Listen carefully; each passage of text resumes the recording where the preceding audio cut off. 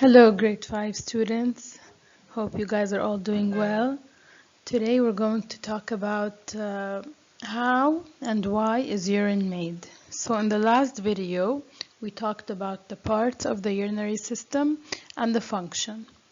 And we know that it's important for us to release urine outside of our body. Today we're going to know how and why is urine made inside of our body. As usual, we go back to the cells and back to cellular respiration. In every cell, there's a part called the mitochondria that do cellular respiration. Cellular respiration is simply energy making. Every single cell needs to do this. The mitochondria uses food and oxygen in order to make energy. As a result, 3 wastes are made. Now I know before we used to say 2 wastes. We used to say carbon dioxide and water vapor. But today we're going to add a new cell waste, which is ammonia waste. So you can see I've highlighted it because this is a new part of our cell wastes. Okay, so 3 cell wastes are made: carbon dioxide, water vapor gas, and ammonia. Now we already studied that water vapor and carbon dioxide, we get rid of them through the respiratory system. Now, how are we going to get rid of ammonia waste? Of course, the urinary system is going to help us to do that. So what is ammonia? Ammonia is a dangerous toxic waste. It's made by our cells. So it's a waste just like carbon dioxide made as a result of cellular respiration. It's yellow and it's very smelly in color. It has a very, very strong smell and it's yellow in color. Okay? Your body cells make it while they're changing proteins into energy. So you know that nutrients have to be changed into energy, but specifically proteins, when they're being changed into energy, a waste called ammonia is made. So ammonia is also a cell waste, just like carbon dioxide, but of course it's much more toxic than carbon dioxide, and we have to get rid of it immediately. So again, in the mitochondria, as proteins are being changed into energy, a cell waste called ammonia is made, which is extremely toxic and has to be removed from your body as soon as possible. Now we already took what kinds of foods are rich in proteins, foods like red meat and chicken and salmon and eggs and some seeds, of course, and dairy products and nuts. They have proteins in them. And so as your body is changing these foods into energy during cellular respiration, it makes energy and it makes a waste called ammonia. Now we're going to get the help of the liver. The liver is going to help your body to get rid of ammonia as soon as possible. Because ammonia is extremely toxic, there isn't enough time for it to go to the kidneys and be filtered out. That would mean ammonia would have to stay in your body for quite a while, and that can't happen. So the liver is like the emergency room, you know. The liver is going to take the ammonia and it's going to help you get rid of it. Okay, so ammonia is carried from your cells to the liver because the liver is going to help us get rid of this dangerous waste as soon as possible. Now, who do you think is going to carry the ammonia from all your body cells to your liver? So try to think of an answer. Of course, the answer is the blood. The blood, once it comes to your cells, it picks up all the wastes like carbon dioxide, like water vapor, and it also picks up ammonia, which is another waste, and it's going to take it directly to your liver. So we really, really need the help of the liver because we're going to see now what it's going to do with ammonia. So from the cells, the ammonia is going to go to the liver.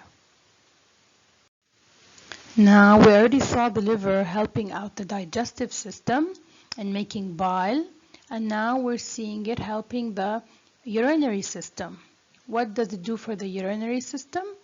The liver is quite a large organ just underneath your rib cage besides your digestive system. A part of it is actually in the rib cage, but most of it is outside of the rib cage.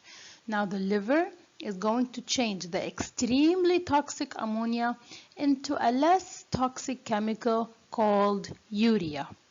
So ammonia is going to enter the liver. The blood is gonna carry ammonia into the liver, and the liver is going to change it around and make it less toxic. It's going to change it into a similar chemical but a safer chemical called urea. But of course, urea is still very toxic and it can't remain in your body. So as we said, now we have urea. At first we had ammonia, now we have urea. Urea is still very toxic, but less toxic, of course, than ammonia, and it needs to be removed from your body. So now the blood is going to come to the liver. It's going to take the urea from the liver and take it towards your kidneys. So now again, urea is going to be carried by your blood from the liver towards the kidneys. Okay, of course, the kidneys, what do you think they're going to do? They're going to help us get rid of urea. Now, why was ammonia changed into urea in the first place? Because ammonia is very, very toxic, and the liver helps to make it a little bit more safer so the kidneys and the bladder and the ureters can handle it without being damaged.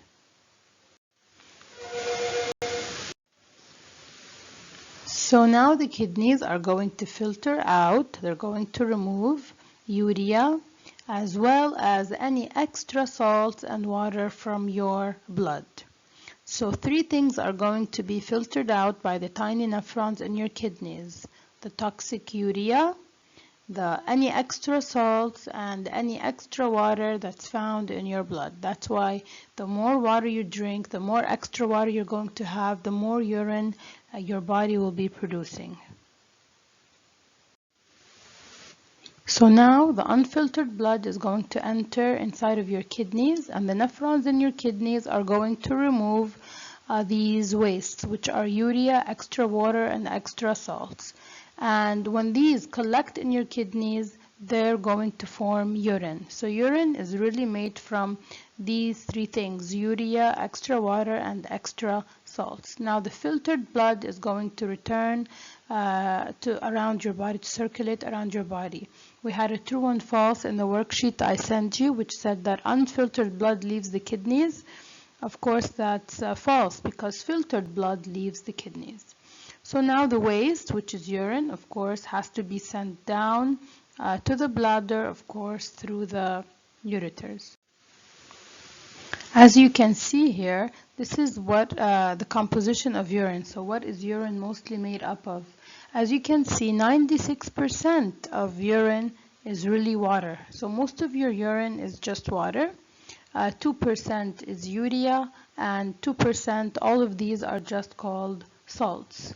So these are the three things that make up urine, but your urine is really mostly just water. Also, the color of the urine can tell you whether you're hydrated or not. So the darker your urine is, that means you're not drinking enough water. The more dehydrated you are. So the lighter your urine is, that means the more hydrated you are. So that means if you have really light urine, it means you're drinking enough water. But if your urine is dark, that means you don't have enough water. That's why the color of the urea is really showing inside of the urine.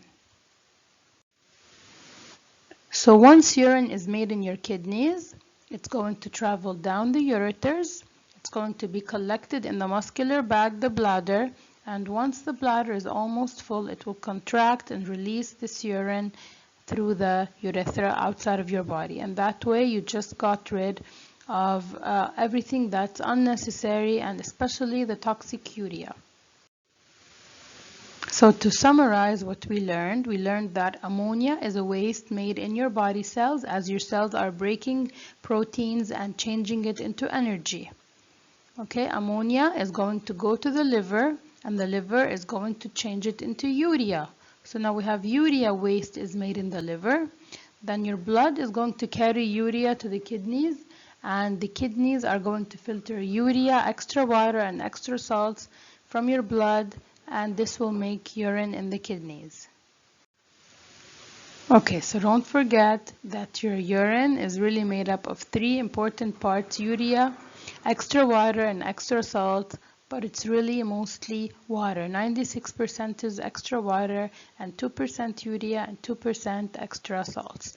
I hope you understood this lesson about urine and how and why is urine made. Thank you.